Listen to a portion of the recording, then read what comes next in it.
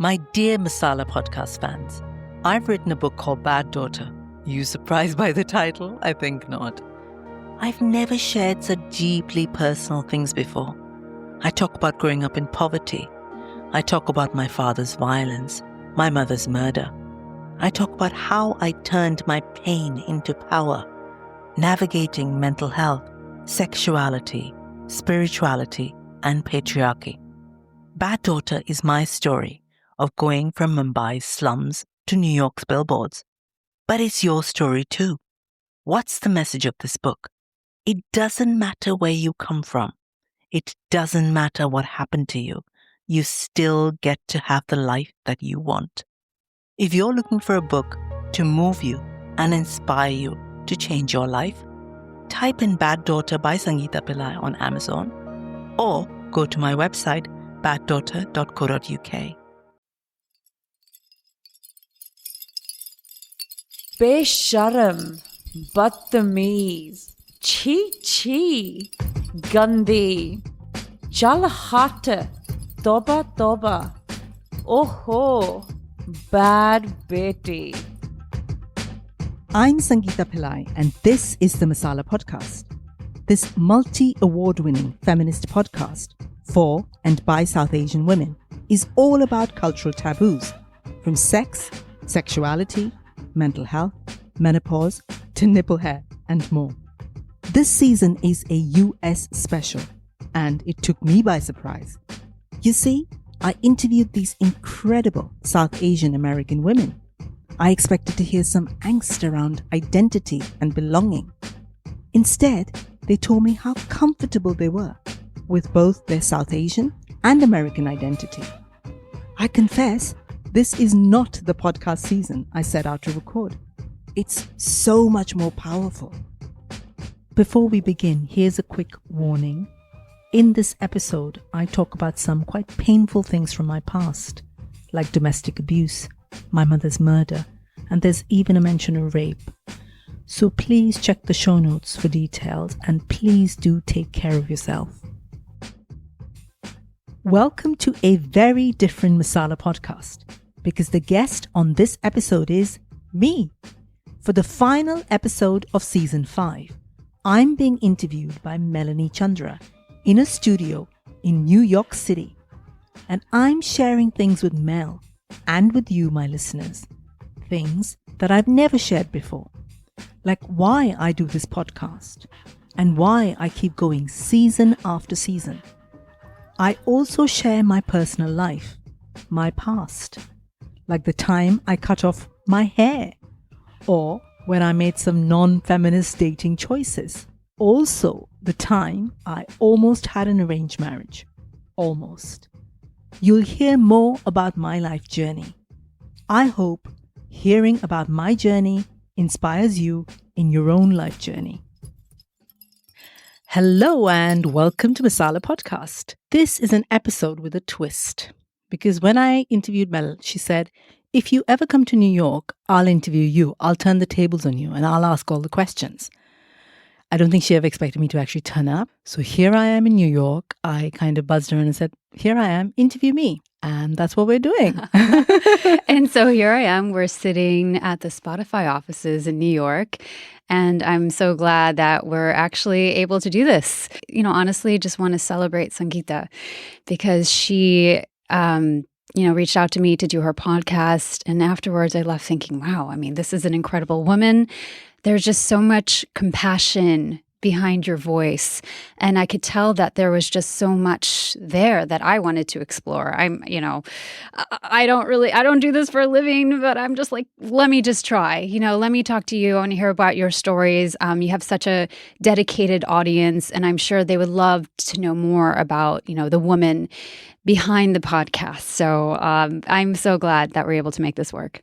Thank you so much. I'm really, really touched. And Mel is super busy. She's super successful. She's running around everywhere and she's still made time for this. So deeply, deeply grateful. Fantastic. So I guess it's on me to lead you through. No pressure, Mel. No pressure.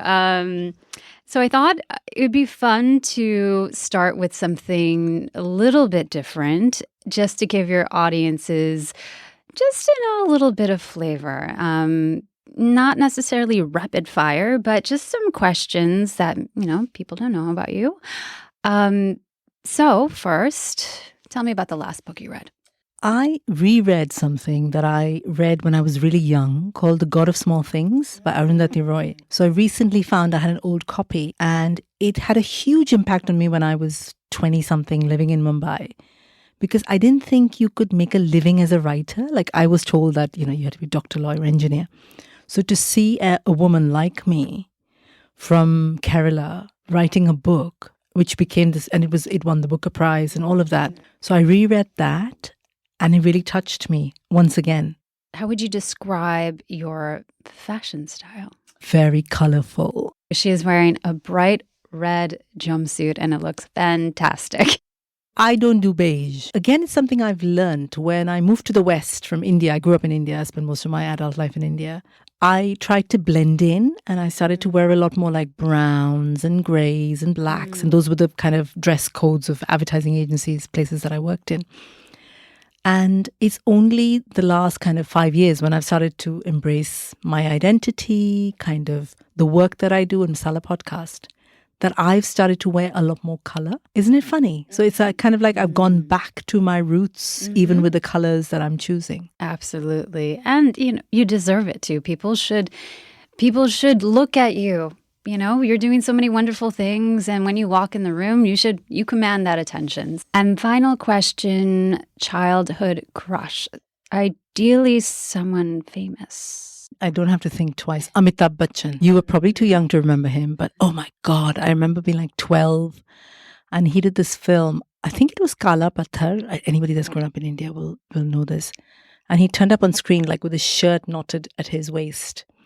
And I thought, oh my God, I didn't even know it was sexy. I just knew I felt something. I didn't know what that something was. I was too young. The shirt at the waist. Oh my God. And he was like tall and lean and dark. And we'd never seen anyone like that before. So it was Amitabh Bachchan. So I think he was my stuff of schoolgirl crushes. I watched a lot of his films over and over again. I loved his voice. I found him very sexy, I think. So that was my proper schoolgirl crush. Let's stay with your childhood a little bit. Ultimately, I want to know what drives you and understand why you created this podcast and where you're going with it and talk about its impact. But I think a lot of that starts from youth. Can you tell me a little bit about your childhood, your fondest memories, maybe some hard things that you had to overcome? So, you're absolutely right. All the work I do now, I've realized goes back to my childhood. It's kind of how I grew up, who I was.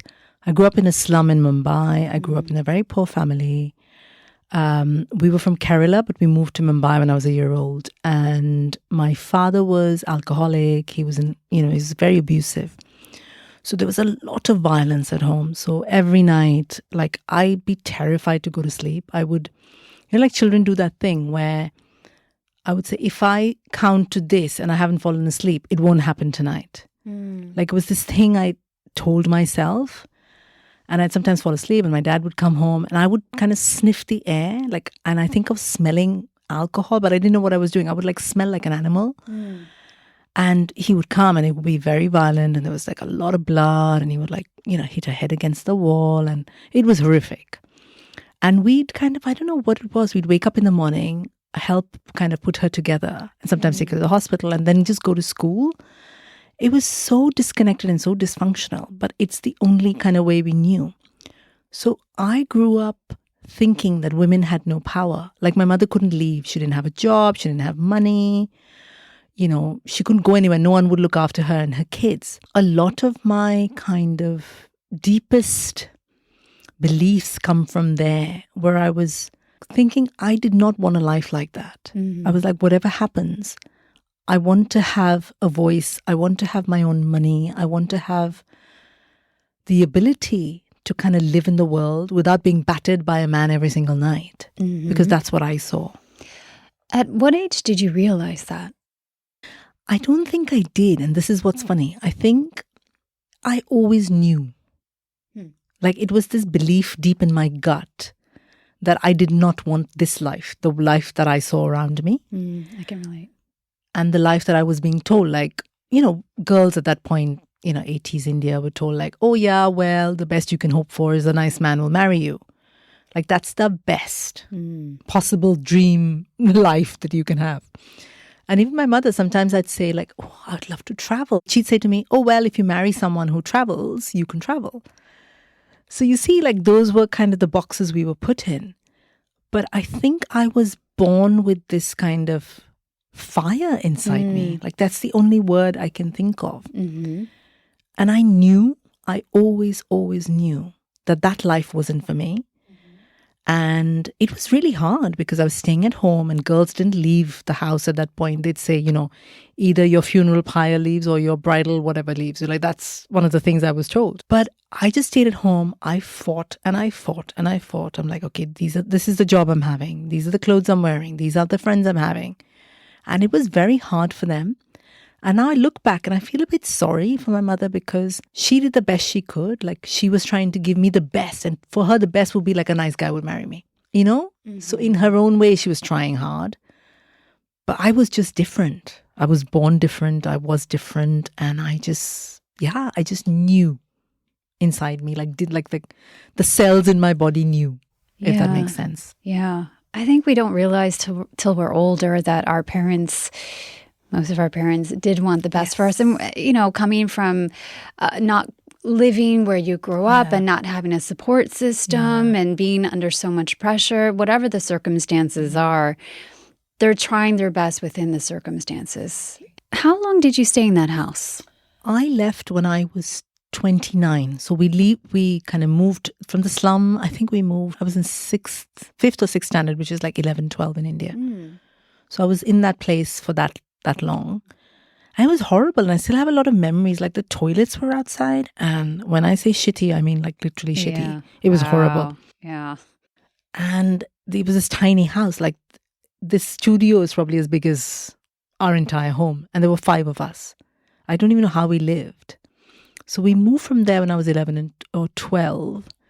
And then I went to school, studied in Bombay. We call it Bombay, call it Mumbai now. But I knew that the only way out was education. Like, I knew, like, my one out was this. So I worked really, really hard. And I did it well at school, university, eventually got a job in advertising. Okay. Is that what you studied? You'll laugh. I have a commerce degree. If you ask me what's 2 + 2, I won't be able to tell you. Like, I'm that bad at anything. What's 2 + 2? 4. Okay. See? You're not that bad. I'm better than my 2-year-old. I bet you if your 2-year-old and I had a competition, they'd win. Doubt it. Did you go through any sort of rebellion phase in your youth? Oh my God, yes. So tell me about it. So you got to keep this in perspective. So if you're an American teenager or British teenager listening to this, you'll be like, what is that? But imagine kind of where I was in this family where girls had never had a job, girls had never had, university education. When I was about 15, I started to wear these really short skirts. I think everybody does at 15, right? But not in India, right? Not in India, not in Mumbai, not in suburban Mumbai, in a nice Malayali family. We don't do shit like that. And then one day I remember, like, I had this really long black hair, and my mother would put this coconut oil every Sunday, and it was like this kind of ritual, which I also love. But one day I decided that I didn't like the long black hair. I went and had it cut really short, like up to my ears, or they call a boy cut. And I came home. Oh my God. So my hair was my mother's like pride and joy. It was like the symbol of female beauty in India, especially from Kerala. It's like a big thing in Malayali culture. She didn't speak to me for like, I think 2 months after that. 2 months? She just didn't speak to me. She would tell my brother, go tell her to eat her dinner. She was so angry. So yeah, the clothes, the hair. I had friends, I had male friends, which was again completely unheard of. Wow. If a boy called, my mother would like this big inquisition, like, what does he want? And who is he? And what's his family? And this whole time, why do you think you had such a rebellion? I think some of it was probably teenage hormones, I'm guessing. Mm-hmm.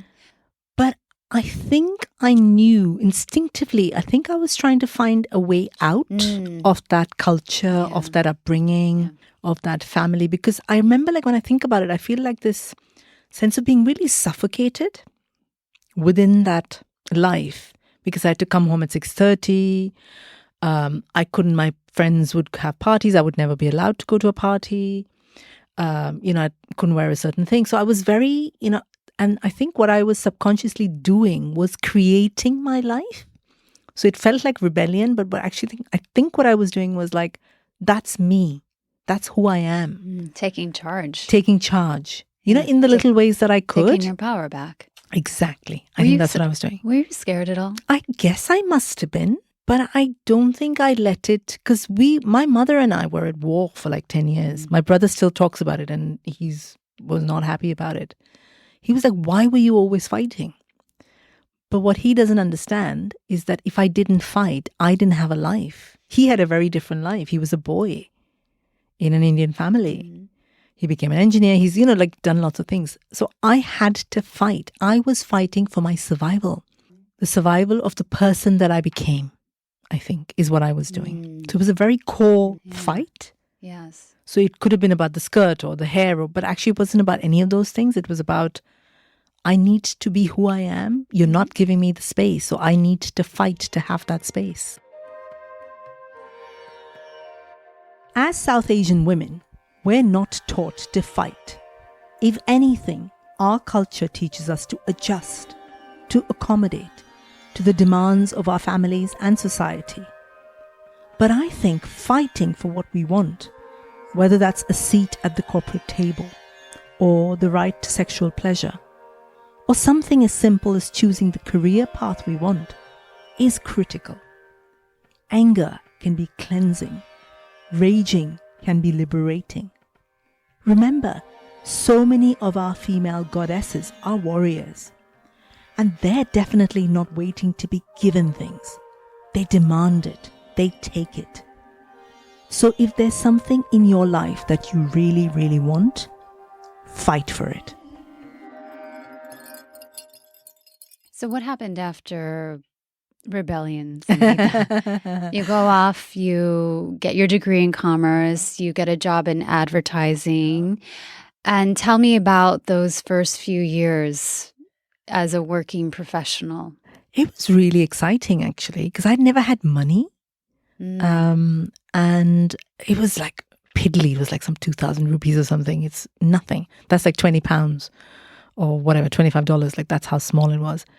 But at that point, it meant something. It was my first ever job. And I used to feel really good. And I'd take the Mumbai trains and they're horrific. Like if you think the New York subway is bad, try Mumbai locals. So it would take me an hour and a half to get to work, hour and a half to get back. And I don't know if you've ever seen pictures of how people get into the Mumbai locals. So the train comes in and before the train stops, you've got to jump in and hang on to the bar, the pole in the middle. And all these ladies in their saris would hike up the sari and just jump and aim to get into the middle of the compartment. It was mad. I wish I could see that. I'll send you a video. It's quite hilarious. But they were so like adept at it. Like it was, so you had to do that. Because if you didn't do that, you wouldn't get into the train. Wow. There was just too many people. Right. So you had to do that kind of maneuver.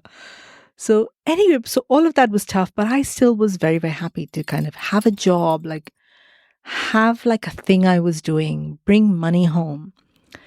And funny enough, I remember my first paycheck. I bought my mother a sari. I still remember the sari. It was like this cotton block print green and black sari. Mm-hmm.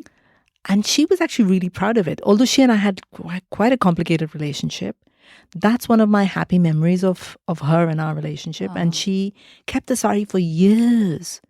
And anyone that came home, she'd say, oh, this is my daughter. She got me a sari with her first salary. So, I think somewhere she was proud of me, even though she said, oh my God, you're going to ruin my life. Here's my daughter, working professional, earning an income, helping the family, buying me nice saris, of course. Exactly. That's so sweet. That was really lovely. So yeah, that was a good couple of years. And how about dating life? Tell me. So dating life, Mel, was a zero because we were not supposed to date. We were supposed to get married. So since the age of like 18 or 19, these CVs would appear at home. CVs? A CV, like a resume. Oh, resume. Okay. Yeah. I think you call them resumes. Mm-hmm.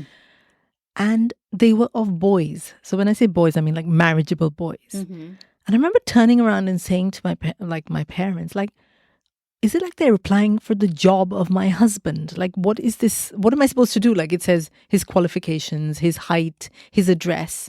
And where are your parents getting these from? I have no idea. They would just appear like on the table. They would Family, just be, yeah, must be friends. somebody. Like when a girl reaches a certain age and they're like, oh my God, she's eligible. Yeah, so all fair these like, skin. yeah. I wish I wasn't even Good fair skinned, cook but and- like good cook, which I know. wasn't. I'm Swedish. We're Yeah, Swedish. Swedish. If you're not watching this, we're Swedish complexion. We're not fair Swedish skinned. Couldn't cook because I refused to learn to cook. I'm like, I'm not doing this thing. But anyway, these resumes used to keep coming, and I'd be like, no, I'm not doing it. And then one day, a boy, I say boy in quotes, unquotes, because the boy was like, I don't know, 30 or something, turned up. I was so angry that somebody had just, me saying, no, I do not want to get into an arranged marriage, had ignored me and turned up. There was only like, at that point, we were living in this one room, one kitchen. So I came out of the kitchen in my pajamas.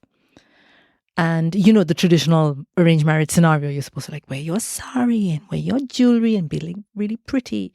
I came in my pajamas and just sat in front of him like really grumpy.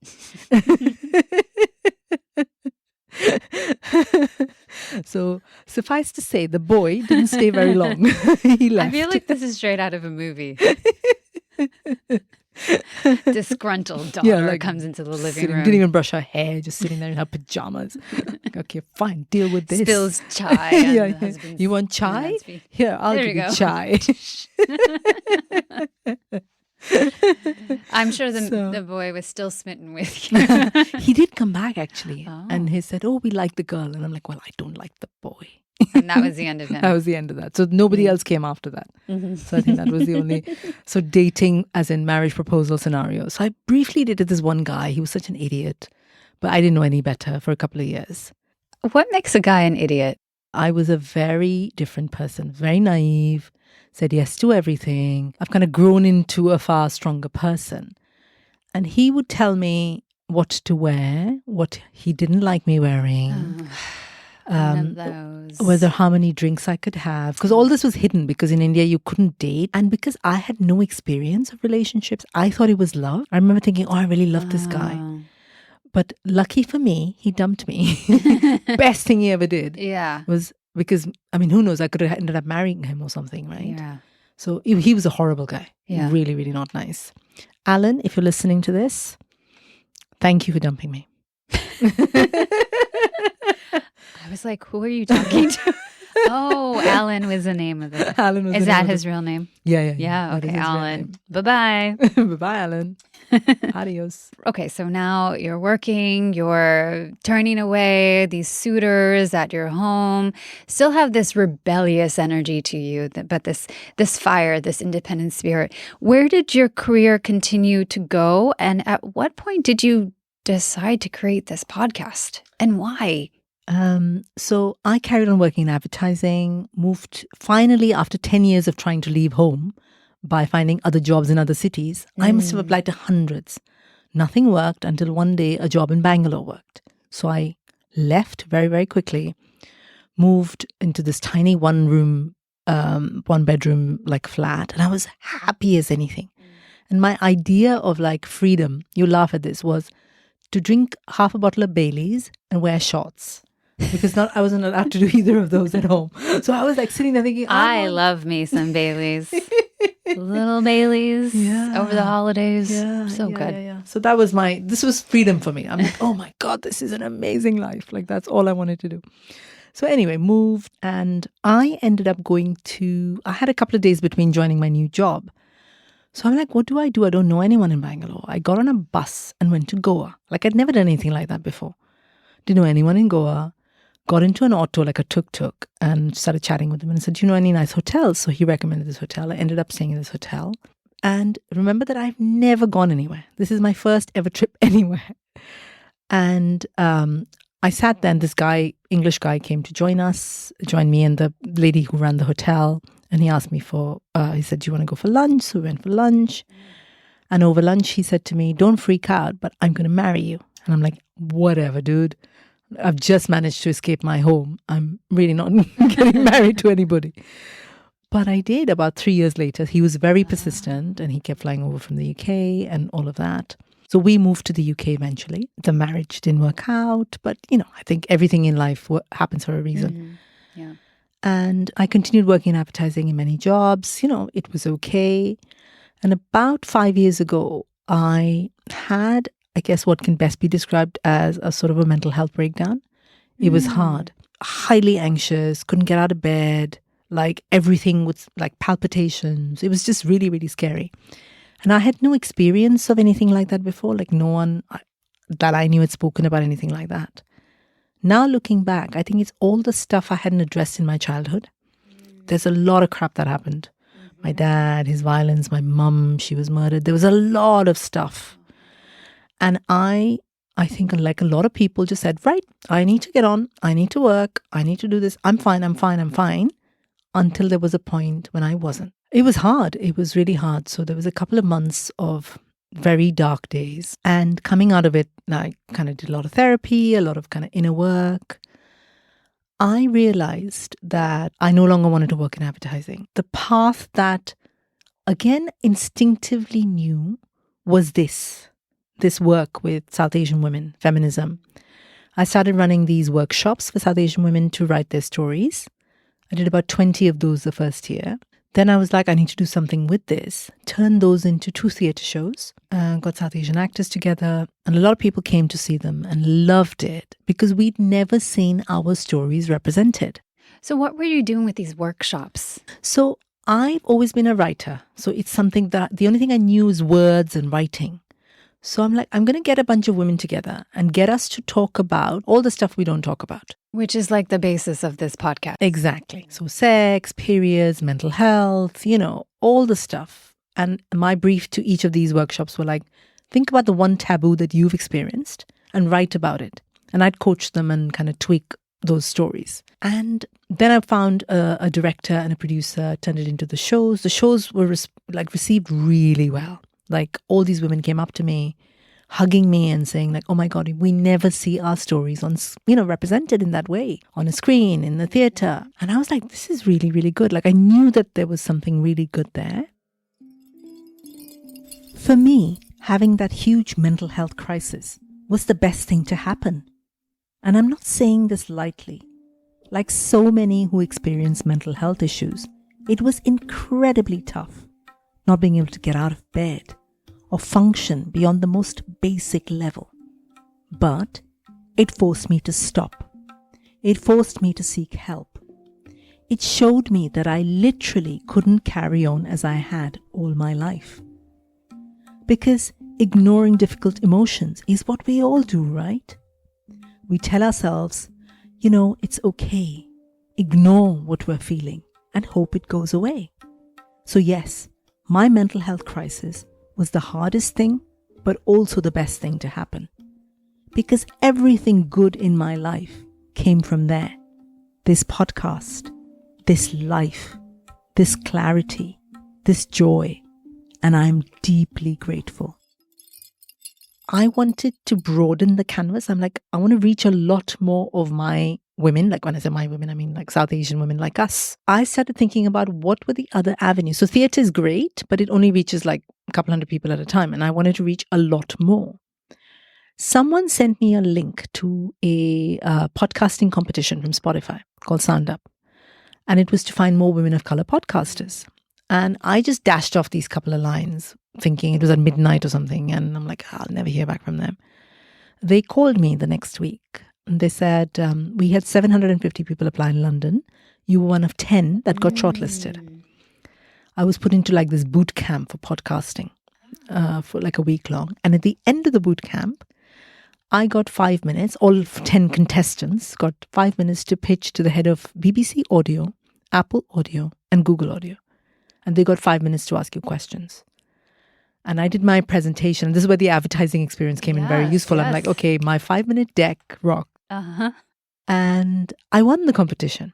That's fantastic. And I'm so glad that you found that contest and that you just crushed it. And your experiences leading up to that point prepared you. I say this all the time, like there is nothing wasted in our lives, whatever we may do, even the pain, nothing's wasted. Everything leads you to the point of where you're supposed to go. Like I look back now, look back at all the pain, my mother, like us and, all the pain of those early years, advertising, the things I learned, everything has led me to this point in my life where I do the podcast and I do the work that I do. So for all of us, I think there's nothing wasted. On our interview for season 5, I had a similar turning point too. So many stresses and pressures. Your body just breaks down, right? And you have to use that as a signal and take a new path forward, which is what you did. And now you have this award-winning podcast that is reaching so many people. So what continues to propel you forward? You've done 5 seasons now. And what keeps you going? You've already had such success. You could say, I've done my part. I'm going to go work on something else. But you're not. You're here. You're here and you're so invested. Yes, massively.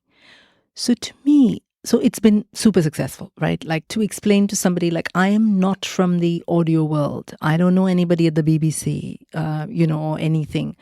I didn't know what a podcast was. I had to actually Google what a podcast was. Like seriously, yeah. I didn't know. I'm old, like I grew up with radio. I don't know what a podcast is. So for someone like me coming in with zero knowledge, so it is a big deal, I think, that podcasting allows that space. So I have a lot of time and passion for podcasting because of that. But I learned and I taught myself and I had people, supporting, helping, all of that. It's been hugely successful, like 6 British Podcast Award, Audio Production Award.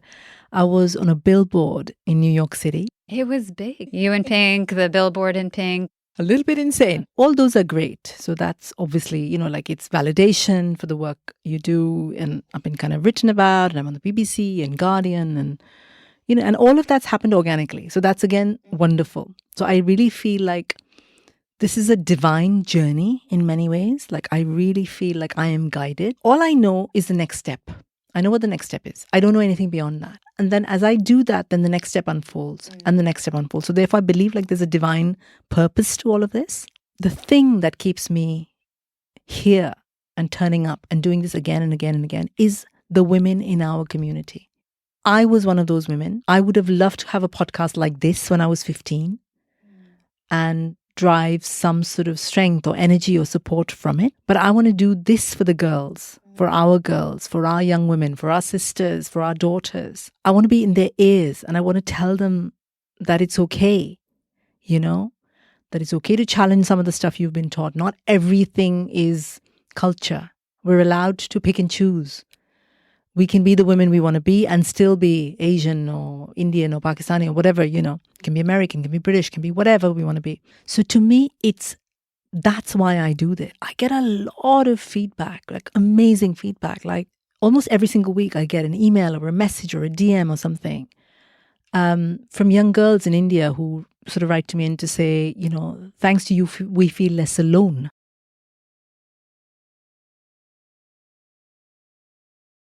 Like I say this always because it's so dramatic. I was in Kerala, someone contacted me on Instagram to say, hey, are you in my city? And I was. And she said, how do you feel about a coffee? So we met in the cafe, had a cup of coffee. And she said, your podcast changed my life, like quite literally. And I'm like, okay. And she said she had an arranged marriage and the husband was gay. And in many traditional South Asian homes, they'll marry a guy off thinking it'll fix him. Mm-hmm. It's just one of those things. And obviously they were unhappy. So she told her in-laws that, we don't really have a sexual relationship because, he's not that way inclined. They had a word with him. He forced himself on her. She got pregnant. She lost the baby. And she's like, I had the most traumatic time. But she said, through all of this, I kept listening to your podcast. I kept listening to your episodes again, the same episodes sometimes over and over again. And one day I left. And like even now when I say this, I get goosebumps. Wow. It's like I didn't know what to say to her. I just That's sort of just incredible. stared at her and I'm like, thank you was all I said. Oh my Because I was just, gosh. like really You blown really away. changed her life. I really changed her life. Wow. I'm sure there's so many more stories like that. Yeah. And her I just happened to meet, because I don't know what it is. Like people will very rarely reach out to tell you. If you meet them, they'll say, oh my God, I heard this or this happened. But it takes a lot for someone to reach out and tell you that. So to me, that girl, that young girl in India or this girl I met in Kochi, that's why I do this.